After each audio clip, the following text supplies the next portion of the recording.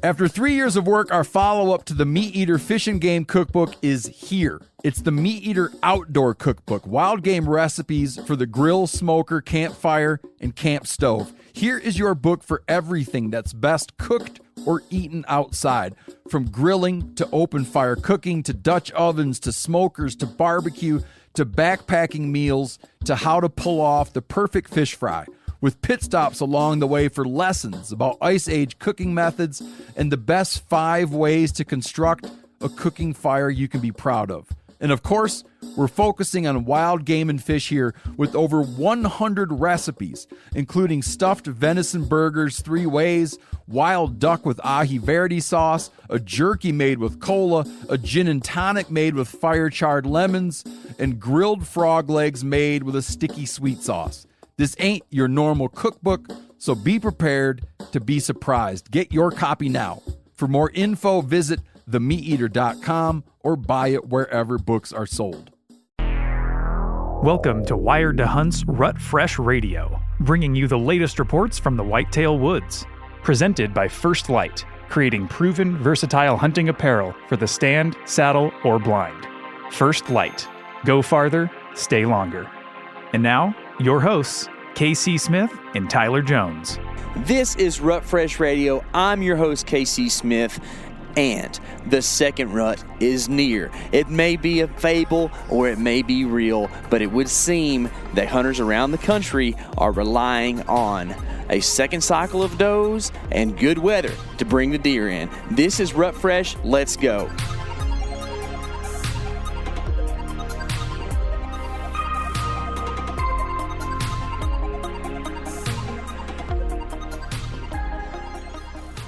This is Rut Fresh Radio. I'm your host, Tyler Jones, and I am sitting here in the truck with KC Smith. This podcast is brought to you by First Light. KC, we are kind of in a weird, long stretch back and forth from lease to hotel, Airbnb, you know, our staying place. Yeah. And, man, it's late in the season. You're tired. It gets kind of hard to make these 30 to 40-minute trips back and forth. But we are still after it. We're still having fun. We're still deer hunting. You just get in that car and get kind of warm and toasty, and your eyes get heavy, you know? Yeah, that's why I leave my little dial on 66. You know, it kind of keeps me a little cooler. That way I'm not quite as sleepy, I don't think. But maybe I am. I'm not sure. It's kind of weird. We are hunting with a big camp this week. We got some buddies in to do some hunting. We'll talk about that here in a little bit. But it's 7 guys is what we have right now between our crew and the friends that are here. And to house 7 guys, you can either pay a lot of money for quite a few motel rooms, or you can get a cabin, and that's what we did. But places that hold 7 guys aren't always right next to where you're hunting. And that's a good thing, right? Because you kind of like to hunt remote places. So it's making us drive a whole lot. Yeah. We are driving past a lot of interesting things to look at. I just saw 2 sable, by the way. Did you see some sable? I saw 2 I sable. didn't see them. We've seen eland, though. We've seen ibex. We've seen scimitar horned oryx. We've seen gemsbuck. We've seen elk. Did you say ibex? Yes. We've seen horses. Yeah, it's true. We've seen armadillos. We saw big whitetails. I saw a big one this morning. Did you? I did. Big. I saw the one we've been seeing. It's pretty nice. And then I saw a big, like, kind of looked like a mainframe 8, but had a little ninth on one side, kind of white horn. That's cool.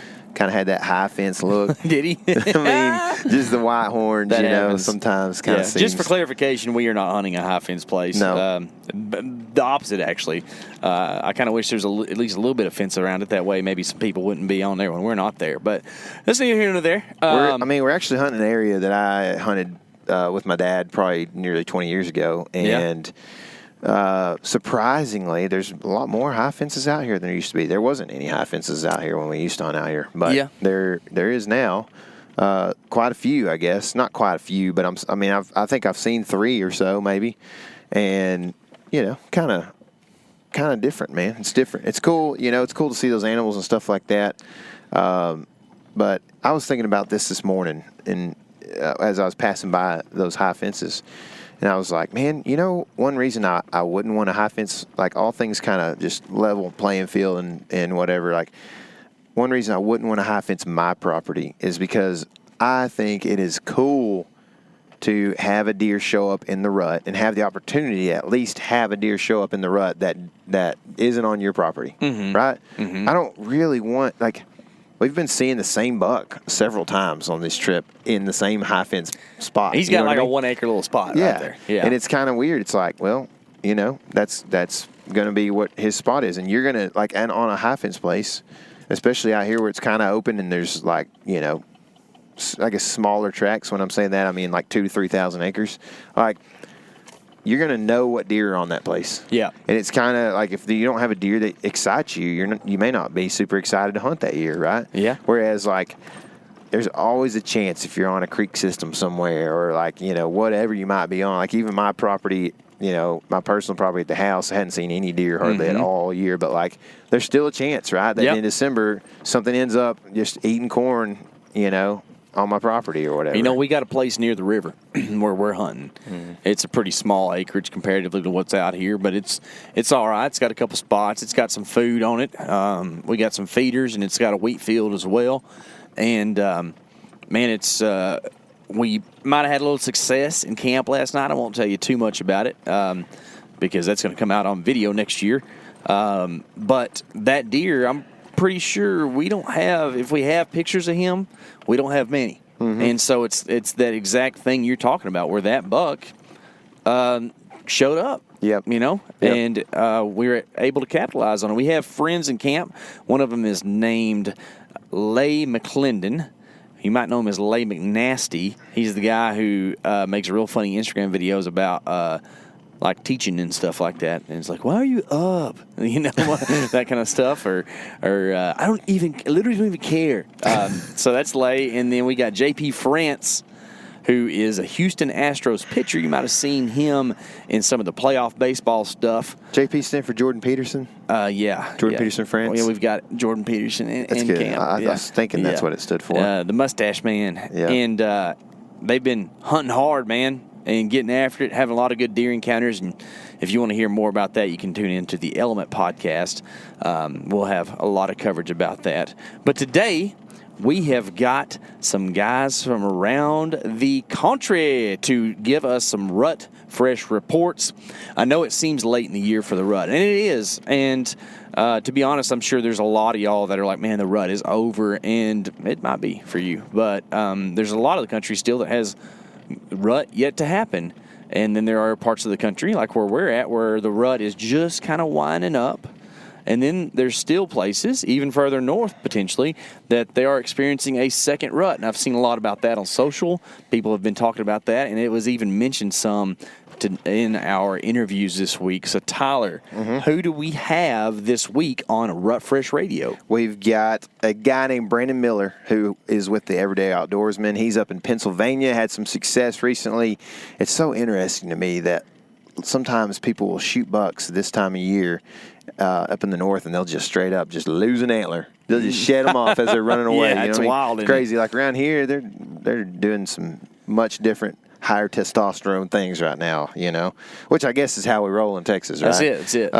Nate Krick from Identical Draw, he's been in Kansas quite a bit. They got a little bit of land there, and they've been doing some public land hunting too.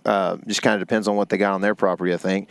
Mark Olis, he's out in the great state of Alabama, actually the very crazy rut state of Alabama. Yes. And he's going to tell us a little bit about what trail cameras have done. He's with Moultrie, and what trail cameras have done for him and his, opportunities at understanding the rut, right, in that crazy state and figuring that out. And then we've got our very own JP France, the Element's very own, right? Wow. I mean, he wants to be, right? That's right. He wants to be a part of the Element. We're not going to let him in just yet. He's got to prove some things first, He got the, he's got to figure out, how to win that World Series, I think, first. But he'll do it. He'll do it. Anyway, JP's out here in Texas, so obviously he's got a Texas report for you this week, and I'm pretty excited about all of it. So let's get to the interviews.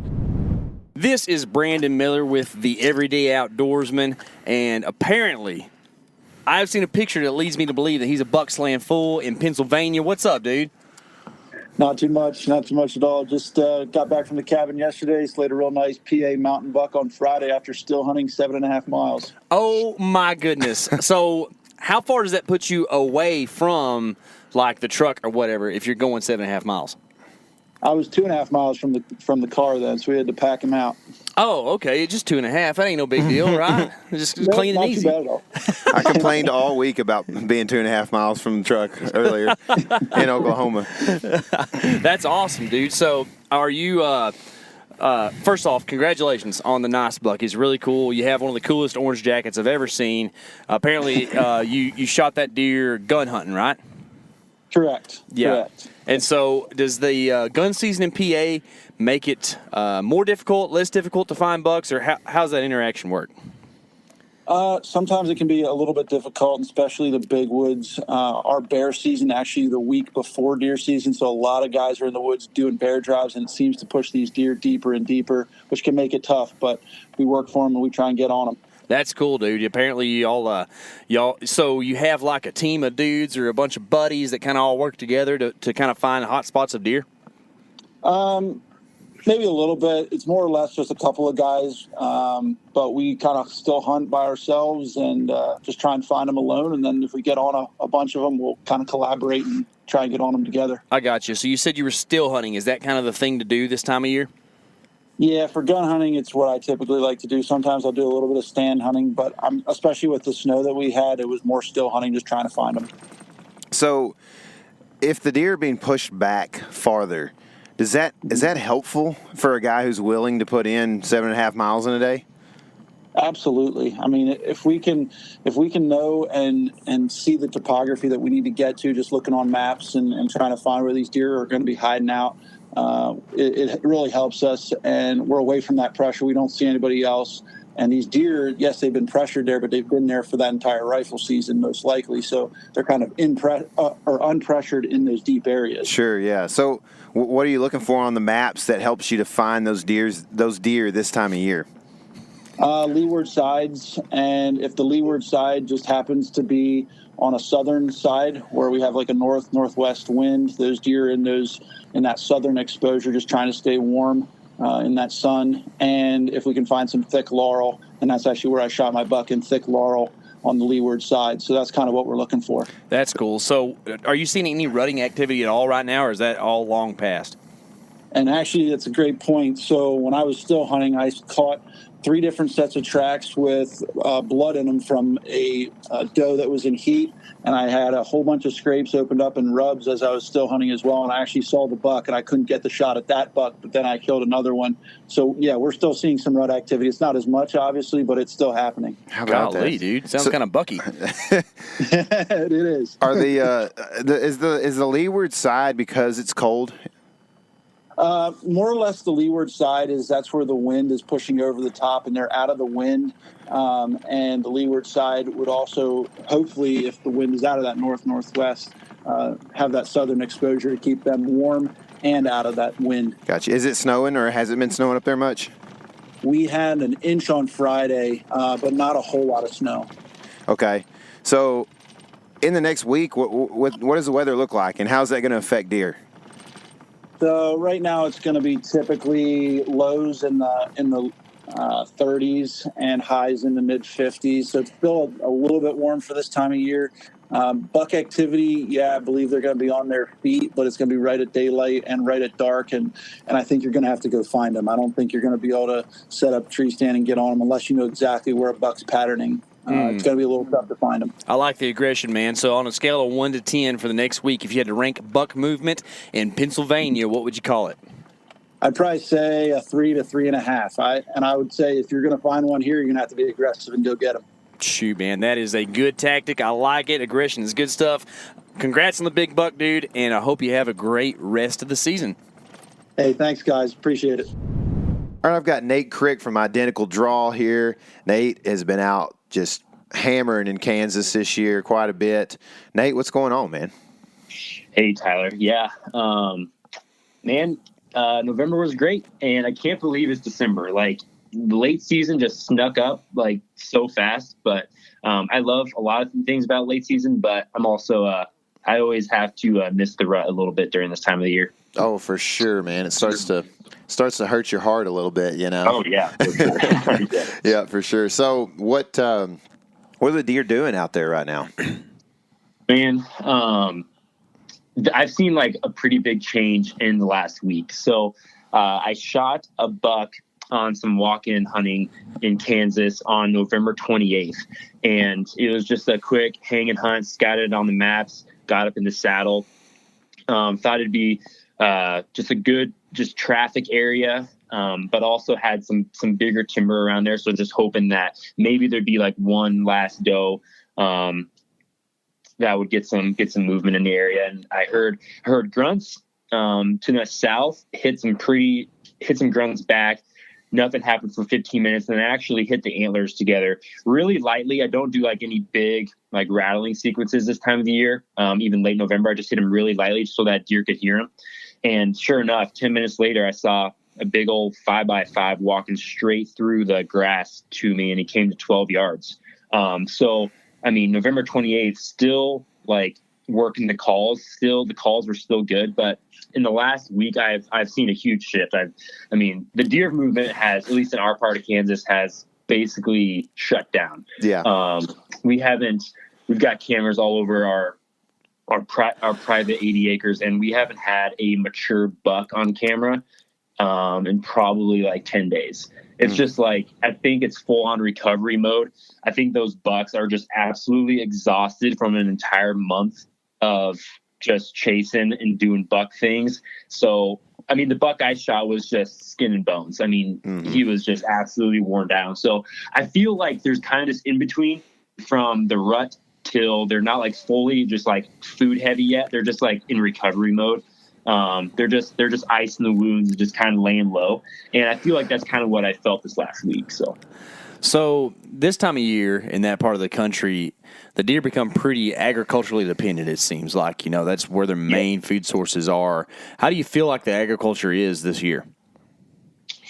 I feel like it's pretty much the same. I mean, in our area, of course, like most Midwest, everything gets picked to the bone. So it's like, I mean, there's still a lot of food sources around there. We're lucky on our parcel to be able to leave some standing food, which definitely helps us later in the year. But right now it's really interesting. Like, I almost feel like you still have to, like, if you're going to try to kill a mature buck this time of the year, you still kind of have to hunt them like almost like a early season cold front. Like, you got to get really tight to that bedding and just hope they move a little bit. And that's what this time of the year, I feel like they're just laying low in their safest spots. And so, like, if you're going to sit a food source right now where 2 weeks from now, late December, if the temps are good, like, you'll have hopefully a pile of deer in your food, where right now, I don't think they're there yet. I don't think they're really willing to make that movement happen yet. But I mean, there's food around definitely, but I was actually driving basically like north central Kansas. I drove like from north central Kansas to like south central Kansas a few mornings ago, and I did not see a deer for like the first 2 hours of the drive during prime time, from like before the sun was up until then. So I'm like, dude, everything's just taking a full on reset right now. I think it's wild, man. It's a weird thing. We've seen some similar stuff where we've been hunting. Now in the next week or so, do you expect things to change a little bit based on weather or anything like that, or does it look pretty stagnant? The weather's stagnant, but I do have hopes that the deer are going to just be like having to get to the food source. I think they're just going to have to get there because they're hurting right now. They need that. So I'm hoping that the food sources do pop on. It seems like usually like late teens to the 20th time of December, it always starts to pop on. So I'm hoping that, the next week or so, it's going to change up for sure. Awesome, man. Well, thanks for the report. Before I let you go, man, on a scale of 1 to 10, what do you think buck movement will be like in the next week or so? Man, this might be kind of depressing, but I'd say like maybe 4 or 5 out of 10. Yeah, no, we got to have real reports, man, and I appreciate the honesty, man. I feel like that's where we're going to be. So. Good. Well, that's cool, man. Well, so I guess the idea is just stay in the woods, and here in the next week or two, man, things are going to start popping on food sources. So appreciate the report, and hope you guys have a great rest of your season, man. Yep. Thanks, guys.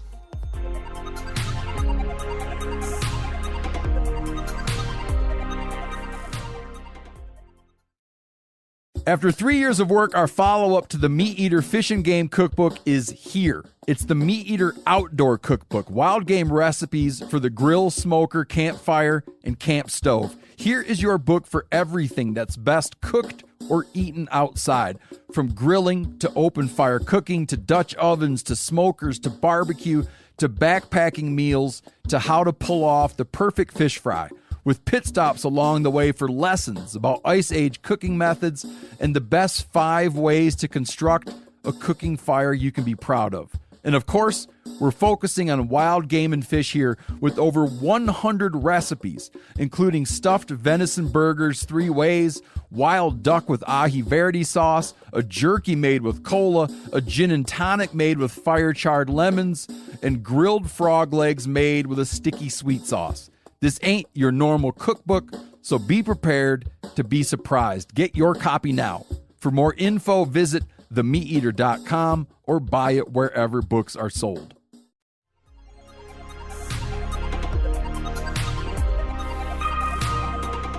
This is my buddy Mark Olis. He works for Moultrie Mobile, and more importantly, he is a whitetail deer hunter from the state of Alabama. Mark, what's going on? Hey guys, it's going good here, man. We're getting ready for Christmas with the family and doing a little hunting and stuff like that. So it's a good time of year. Heck yeah, man! It's nice to have that cooler weather finally roll down in the south. You know. Oh man, it's we had a pretty severe storm system come through. Like early Saturday morning, and now that cold wind is behind it, so it's been pushing in here hard since yesterday. So it's feeling good now. That's cool, man. So you've been out in the woods some chasing deer around?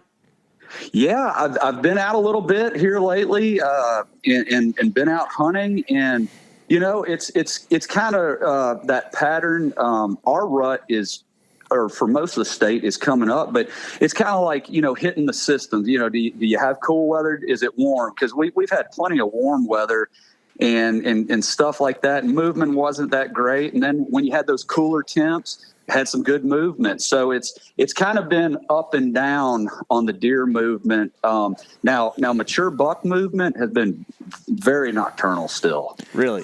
So, Mark, tell me more about the rut, man. I know that Alabama's one that a lot of people have questions about. Talk a little bit about that, and you said it's coming up for most of the state. Talk about when that is, too. Yeah, so Alabama, it's pretty cool, and it all dates back to like the restocking efforts back in the 50s and 60s. Deer were brought from Michigan, Wisconsin, different places, and so Alabama has a crazy rut. It's not all at one time. In Alabama, they're deer rutting from mid-November through mid-February. And you can find pockets. There's little zones. They may only be like half a county big where they had Michigan deer. And those deer are rutting in November, like most of the country. And then, where I'm at, really Christmas is kind of the peak rut. So right here where I live, man, the bucks are really starting to move, starting to see new bucks show up, starting to see those scrapes and rubs. So there's some really increased activity going on. But the does are still grouped up. The bucks are kind of just moving, roaming, looking, and a little sparring going on. They're not just all out going crazy by any means yet. Mm-hmm. So I know trail cameras are a big part of what you do. Are you really kind of paying attention to the cameras to get a feeling for what the deer are doing right now? I am, especially for some certain spots. So here by the house, I've got a very steep ridge. It's really thick. I mean, really, really hard to access. And it's more of a bedding area. And so I stay out of there. I put my cameras in there.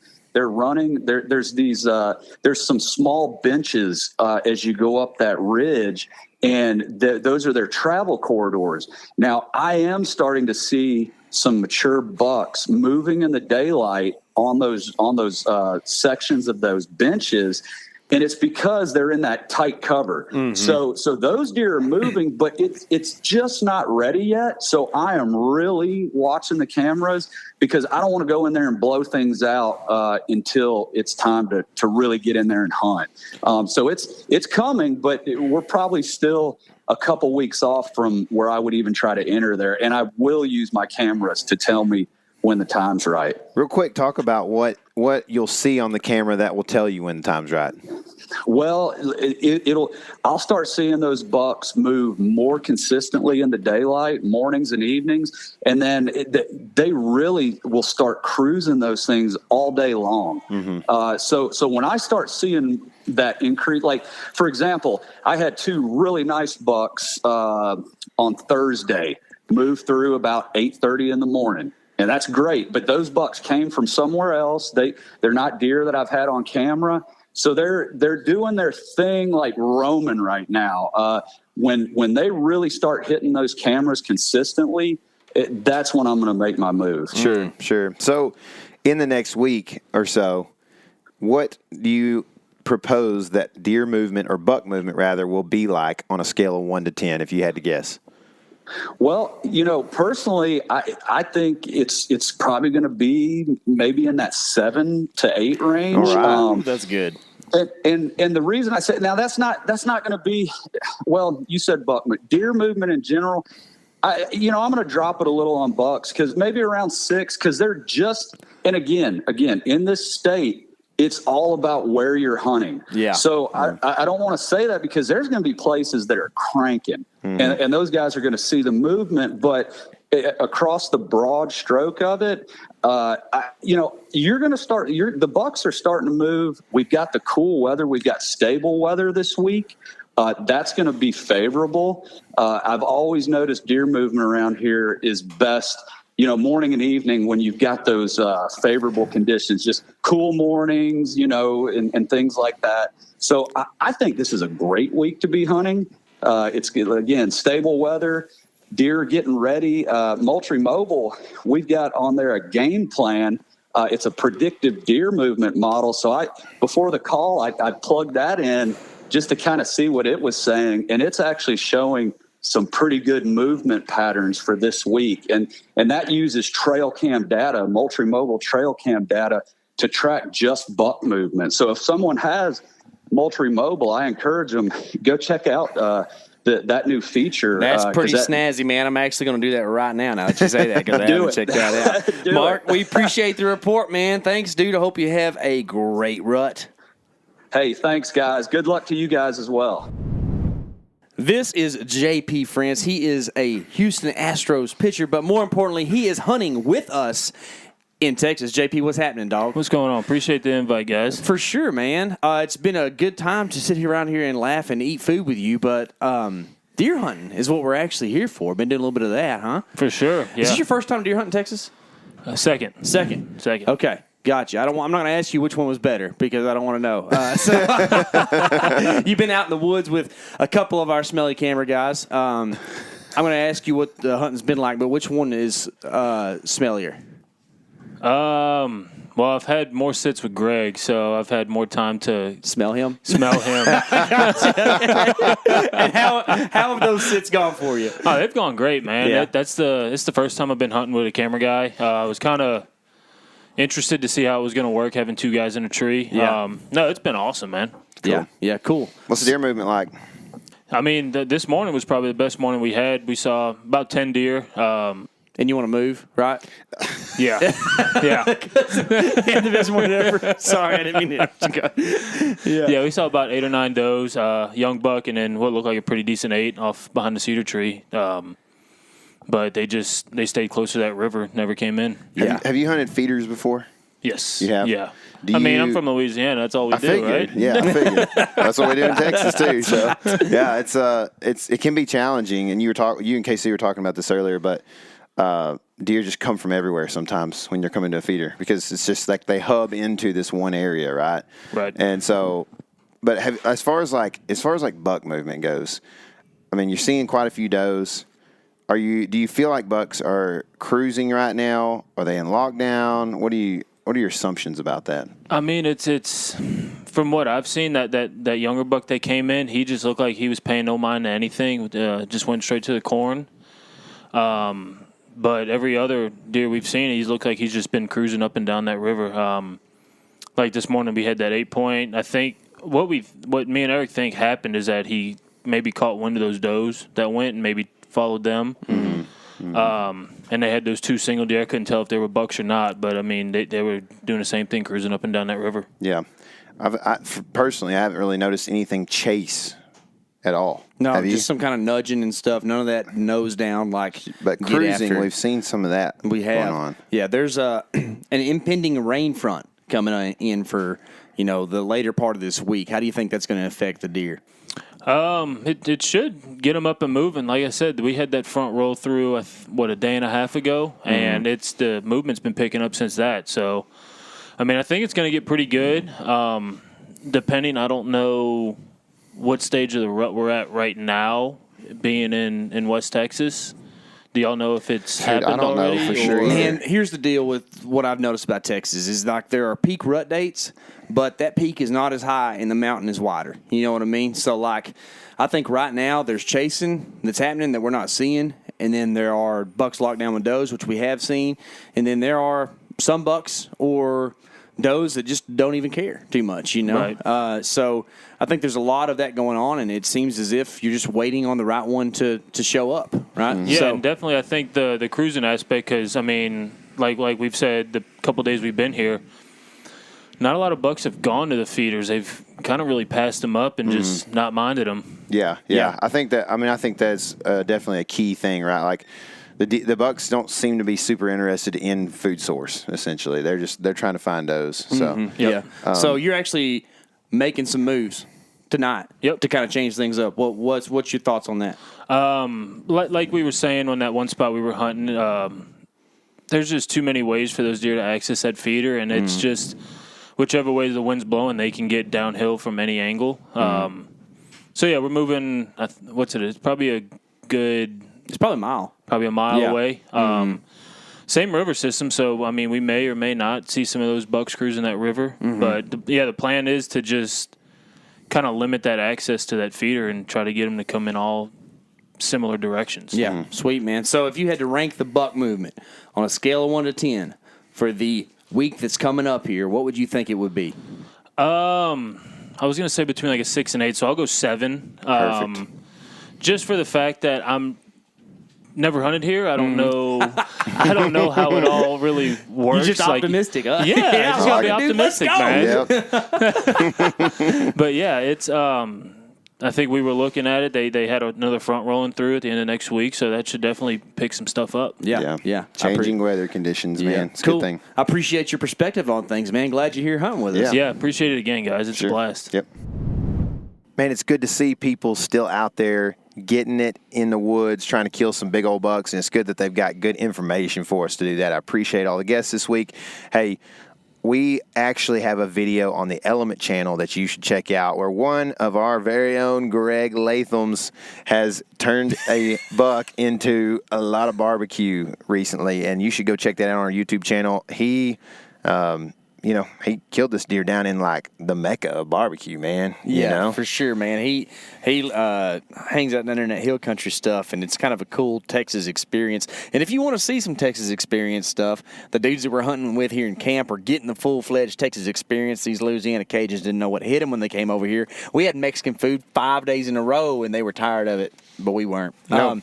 But their recent success will be on our Instagram page, the Element Wild. We are not the Element Wild. We are the Element, however, that was already taken. So we're the Element Wild. We call those guys Lay P, by the way. Yeah, Lay P, Lay and JP. So go check that out on Instagram. And while you're there, head over to the Meat Eater Instagram where you can see and get more information about the live tour that is going on, where Steve and all them guys show up and tell a bunch of jokes, and Chester plays his guitar for everybody to hear. So, this has been Rut Fresh. Keep it fresh.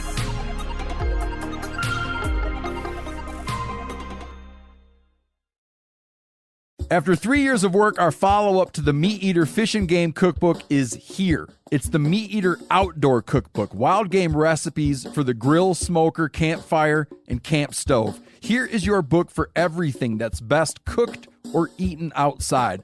From grilling to open fire cooking to Dutch ovens to smokers to barbecue to backpacking meals to how to pull off the perfect fish fry, with pit stops along the way for lessons about Ice Age cooking methods and the best 5 ways to construct a cooking fire you can be proud of.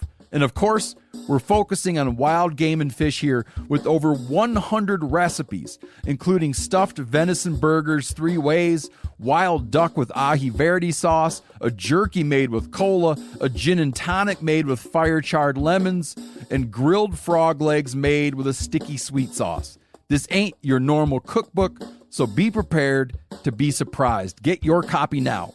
For more info, visit themeateater.com or buy it wherever books are sold.